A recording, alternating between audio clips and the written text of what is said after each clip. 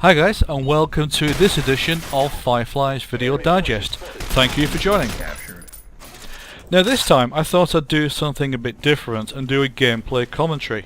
It's been quite a long time since I last put one of these up, but generally I've found them to be fairly popular. Before I get to that though, what I'd like to do is give a quick shout out to my buddies over the EA UK forums, or Mordor as it's more accurately known. The last time I posted up a digest on Mordor, I got a lot of good, constructive feedback. All of the people that posted, you'll see that your name is now scrolling along the bottom of the screen as my way of saying thank you very much. In fact, all the people from the Army of Mordor that posted on YouTube, you will also see your name following, so if you see your name twice, consider it your 30 seconds of fame. The game that I'm playing today is Nuclear Dawn. This was recorded a few weeks ago, where Nuclear Dawn had a free weekend on Steam. One of the things that always appealed to me about this game was its futuristic setting. I know that doesn't appeal to quite a few people, but I've always been a science fiction fan and always enjoyed that genre. In fact, this game was brought to my attention well over a year ago by one of my clanmates, simply because it resembles Battlefield 2142 so much. Now, a lot of people have got different opinions on the Battlefield series. Personally, I still think 2142 was by far the best game in that entire series. As you can see, there's quite a few structures on the screen.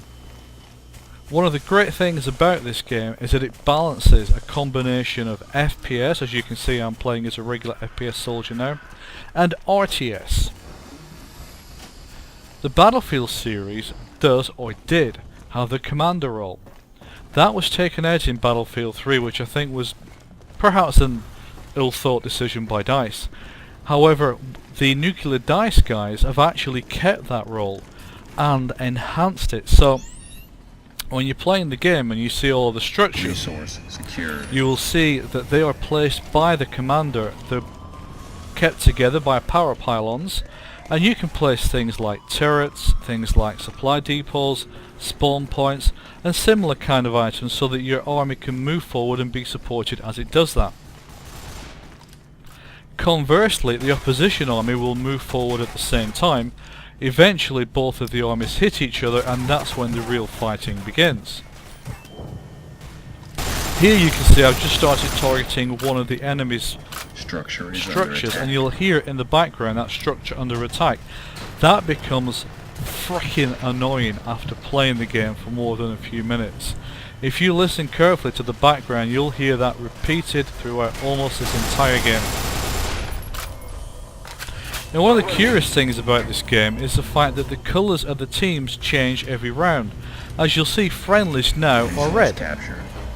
That's weird because on every other game I've ever played, the enemy is always red, and it takes quite a bit of bending your mind to make sure that you're not automatically shooting at the red friendlies. Here you can see I'm just running back to our base. There are several pylons. That big structure is the command bunker.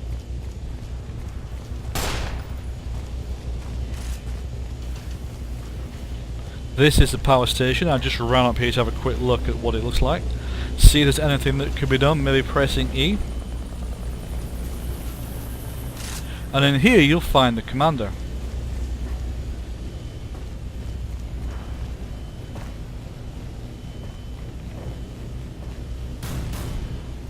That's where he sits throughout the game, helps the team, or a good commander would help the team, puts down new structures, makes sure they're supported by power pylons, and advances the team to be able to destroy the other team's bunkers and structures.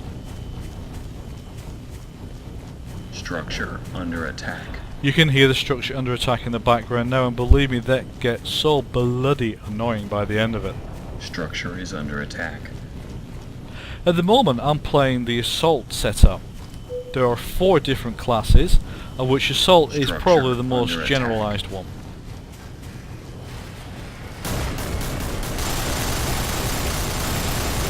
Structure is under attack. That structure in front of me that's firing off is a machine gun turret.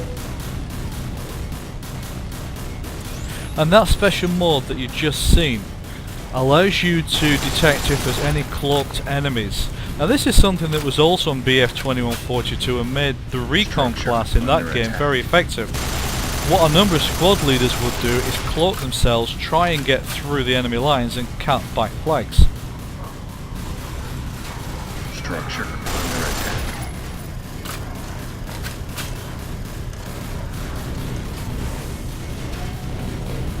That's another turret that's just deployed in front, which has been placed there by our commander in support of our team as we're moving forward. Notice the spectate mode? See how that's not in Battlefield 3?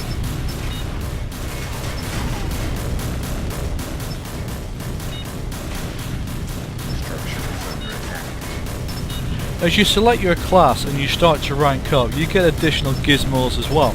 These are items that make your class a lot more powerful. And this game does have quite a bit of depth in its classes. They are very well segregated, so you don't have one class that can do everything. Resource secured.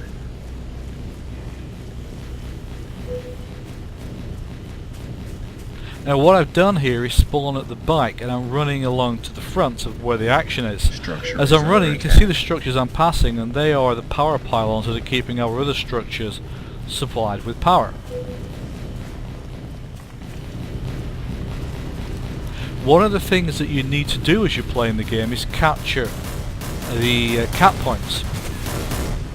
The more of them you hold, the more resources you get, the more items that the commander can build to support your army. And as you can see, the role of commander is quite well integrated with the role of the team, which is a great plus if you've got a great commander, but is not a particularly good thing if you've got a bad Structure one. under attack. And one of the things that I think the opposition team on this game suffered from was a dire commander.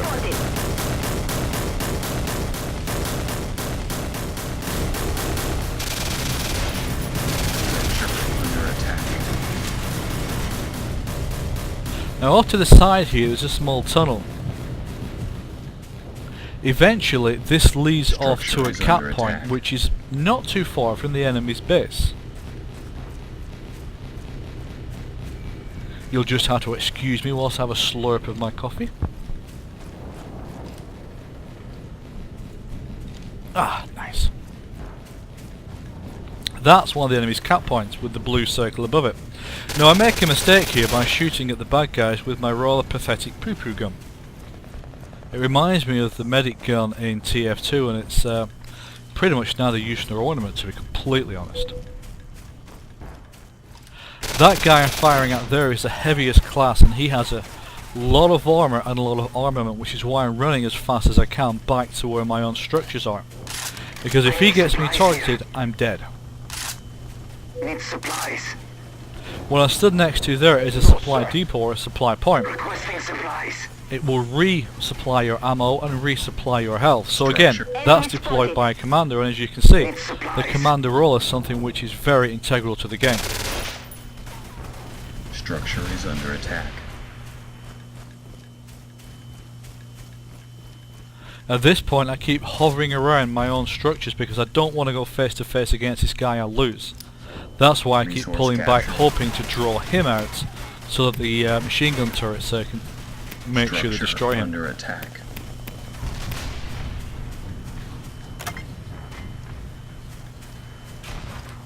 Structure is under attack. Ah, there you go, the normal kind of idiots in a game. Nice one, Grievous. That was recorded for posterity. Why you don't Structure love under Russia? attack. And there you could just hear what makes this game different from the current Battlefield series, and that's the fact that VoIP works. Now, how many times have you read a forum and people Structure is complaining under about the attack. fact that they don't want in-game VoIP because they don't want to have 12-year-olds screaming down their mic? Guys, that's what mute buttons were invented for. One of the things which I think really is missing in Battlefield 3, and really was a huge plus in the earlier Battlefields, was the use of in-game VoIP. Resource secured.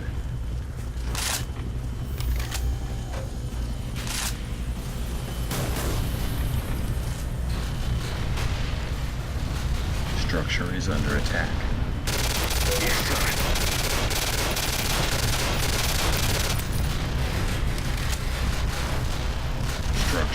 As you can see here, we've got quite a number of our own team players who are pushing forward to try and take out that structure. What you'll see happen in about a minute's time is I'll zip around the side with a colleague and go and get that side cap point, and that's one of the reasons why I think their commander was actually pretty bad in this game. Because he's allowed a cap point which is so close to their main base to be capped, and you know, at the end of the day, if you're losing points that close to your base, you're going to lose pretty rapidly. Enemy spotted. Did you see the working combo rolls? Under attack.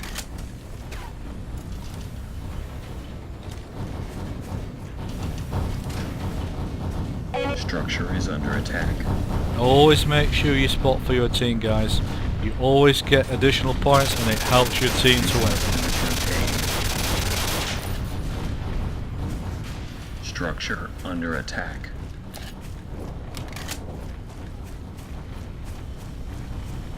Now, I make no denial of the fact that I'm a massive 2142 fan. In fact, my whole life has been spent reading science fiction novels and science fiction novelettes. I think they're great. I like the release from regular life, and the science fiction genre is always something that's appealed to me. Structure under attack. Which is one of the reasons why I always was interested in this game. I didn't buy it necessarily because I always felt that there might be quite a small community, and unfortunately in that I'm right.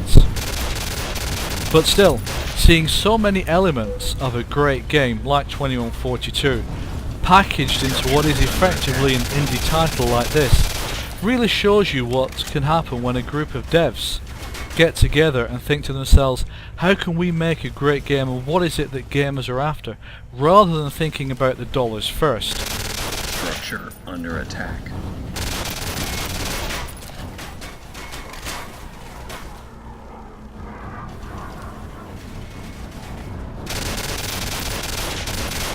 Now, as you can see, we've taken this cap point off to the side of their base. They're now trapped in there. However, they do have a lot of heavy structures, and all of their players are condensed within that very small area. So it still takes, even at this point of the game, quite a lot of effort to move in there and crush them.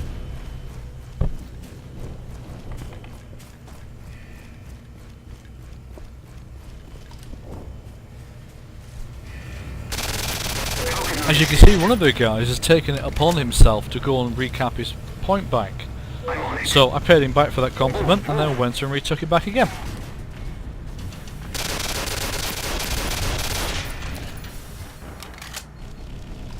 Move in. Enemy spotted. Resource Enemy. Affirmative. Requesting supplies. By the way, did I mention there's a spectate mode in this game? Supplies here. Even if I did, I'm mentioning it again. Thanks. Structure is under attack. Resource captured. Structure under attack.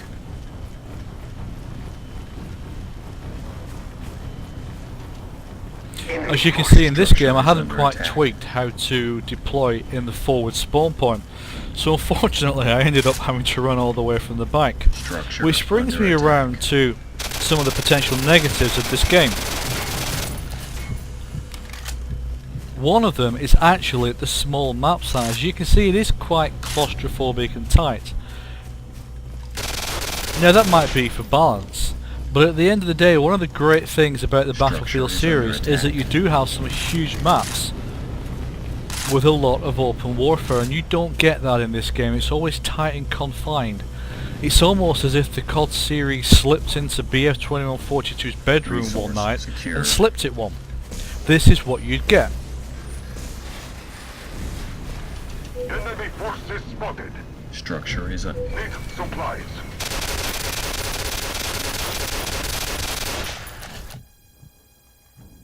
Resource captured. Structure under attack. Enemy forces spotted.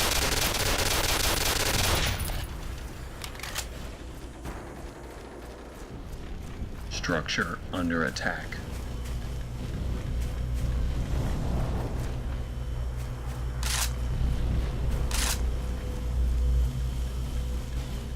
you can see there that we started to slowly creep in towards their base, and if you see that structure just off to the left there, that is artillery, commander controlled artillery.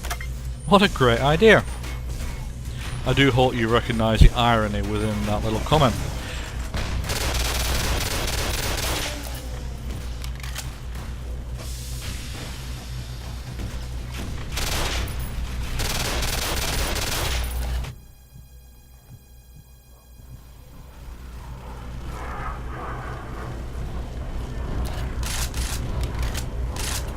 There you can see the forward spawn point, and that guy that's just in front of me there is one of our exoskeleton class.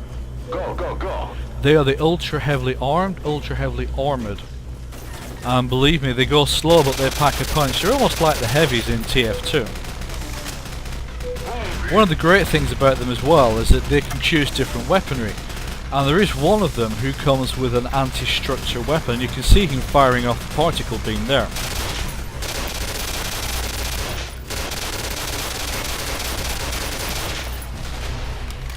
This is where our team slowly closes the noose and gradually start to take out their structures one by one.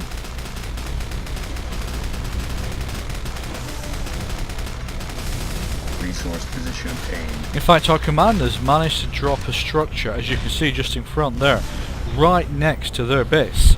It's a rocket turret and it's starting to hit their structures.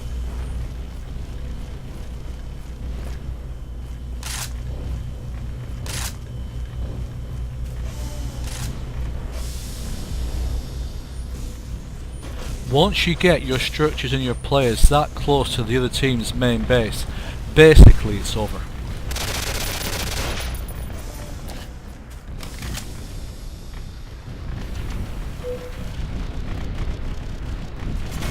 Enemy spotted. Enemy forces spotted.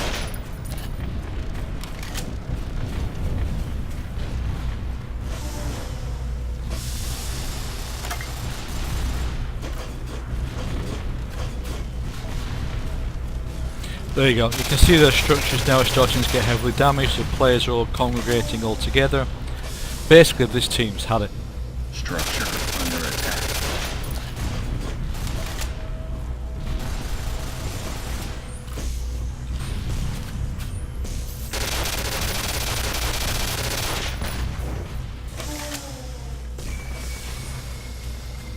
Now the graphics on this game, as you can see, are not exactly 2012. It is built using Valve's system, and it uses VAC because it's anti-cheat, and we all know how good that is. Anyone that's played Homeworld, yeah, well, you will know what happens sometimes with VAC. Having said that though, I did play several games and to the best of my knowledge, never found a single hacker. Now that doesn't mean to say there aren't any out there, I've no doubt that there are. But it's a good thing that if I've played several games and not seen one, especially on a free Steam weekend when everyone in their auntie's playing it, that it's probably at least fairly well looked after.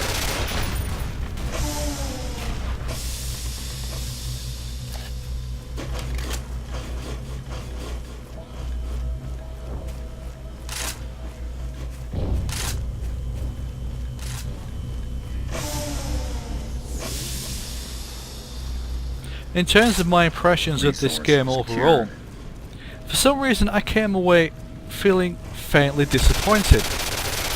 Almost as if I'd expected a great meal but just got a KFC. And I think the reason for that is partly probably because I didn't play the Commander mode, I didn't have a chance. But secondly is because the maps are small and claustrophobic, there's no vehicles. So there's really no requirement for very large maps. And I think that's the one thing and the one reason why I never actually bought this game after the free Steam weekend, is that I knew I wouldn't come back to it. It has all the elements of what I consider to be a great game. It's got that commander ability which is well integrated. It's got all the structures and the RTS elements which, let's be honest, are pretty innovative. They seem to be very well thought out. And if your commander's doing his job, can really make or break a game. It's got very well defined classes, very good weapons, I didn't notice any particular massive lag or lag issues whilst I was playing. So everything's there. It's just almost as if the final thing that's needed, perhaps vehicles, just wasn't supplied, and maybe that was what turned me off about this game in the end. Or it might just simply be possibly the fact that nothing's ever going to beat 20 or 42 in my opinion. Plus, one of the things that I do find about games like this is that their communities tend to be fairly small. I often wonder why you will play in a community that's only got 200 or 300 servers. It just doesn't seem to be worthwhile. Playing bigger communities, you get bigger clans, and I think a lot more excitement. Anyway, that's the end of that gameplay commentary. I do hope that you enjoyed it. That was pretty much the only game I managed to record for Nuclear Dome. If you like this commentary, if you like my channel, please do sub. I appreciate every single sub that everyone puts up, and thank you in advance if you do that.